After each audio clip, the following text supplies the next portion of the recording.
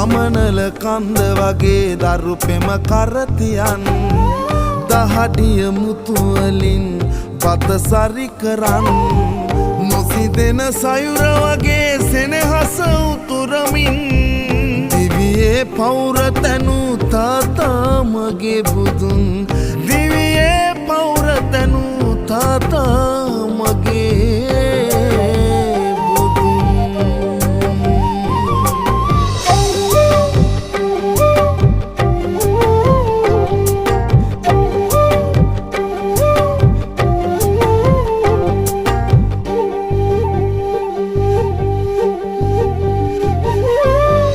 නපුරුත් නුනා තමයි වරදට සැරවෙලා නොසැලෙන ඉන්න වගේ සැඩ පහරේ නොයා නපුරුත්